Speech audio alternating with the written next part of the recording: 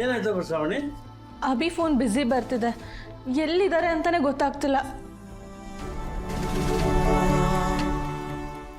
Dad, ಚಿಕ್ಕಿ ಚಿಕ್ಕಿ ma'am ವಿಷಯ ಗೊತ್ತಾಯ್ತಾ? ಏನಾಯ್ತು? ಈಗಷ್ಟೇ ಅಭಿ ಜೊತೆ ಮಾತಾಡಿದೆ. ಅಕ್ಕನ್ಗೆ ಬೇಲ್ ಸಿಕ್ಕಿದೆ.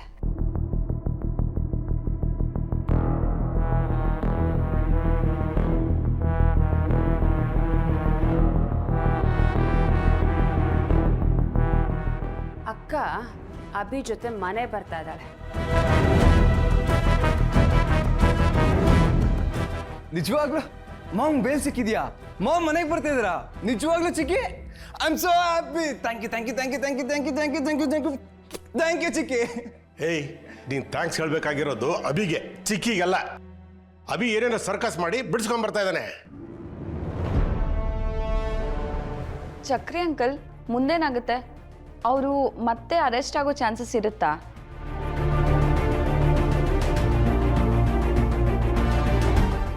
ಕೋರ್ಟಿಗೆ ಹೋಗ್ಬೇಕಾಗತ್ತಾ?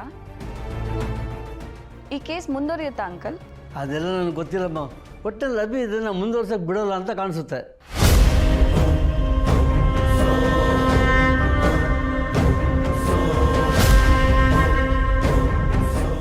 ಆದರೆ ಒಂದಂತೂ ಸತ್ಯ, ಸಣ್ಣ ಮೇಲೆ ಕೇಸ್ ಹಾಕ್ದವ್ರು ಯಾರು ಅಂತ ಫೈಂಡ್ ಔಟ್ ಮಾಡೇ ಮಾಡ್ತಾನೆ.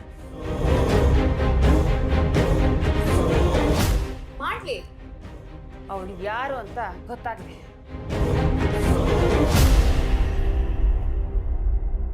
ಅವಳ ಅಂದ್ರೆ ಇದ್ರ ಹಿಂದೆ ಯಾವ್ದೋ ಲೇಡಿ ಇದ್ದಾರೆ ಅಂತ ಗೊತ್ತಾಗಿದ್ಯಾ? ಇನ್ನ ಗೊತ್ತಿಲ್ಲ, ನಾನ್ ಗೆಸ್ ಮಾಡಿದೆ ಅಷ್ಟೇ.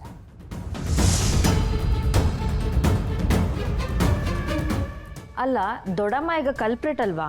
ಏಯ್, ನಿನಗೇನು ತಲೆ ಕೆಟ್ಟಿದ್ಯೇನೆ? ಏನೇ ಮಾತಾಡ್ತಿದ್ಯಾ? ನಮ್ಮ ಅಕ್ಕನ್ನೇ ಕಲ್ಪ್ರೇಟ್ ಅಂತ್ಯ, ನಾಲ್ಗೆ ಸಿಗದಾಕ್ಬಿಡ್ತೀನಿ. ಕಲ್ಪ್ರೇಟ್ ಅಲ್ವಾ ಅಂತ ಕೇಳ್ದೆ ಅಷ್ಟೇ. ಆ ಪದ ಇನ್ನೊಂದ್ಸಲ ಯೂಸ್ ಮಾಡಬೇಡ.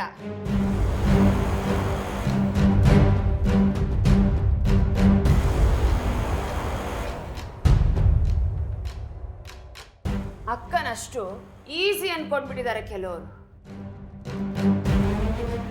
ಅದೆಷ್ಟು ಹಾರಾಡ್ತಾರೋ ಹಾರಾಡ್ಲಿ, ಅವಳು ಬರ್ಲಿ, ಆಮೇಲಿದೆ.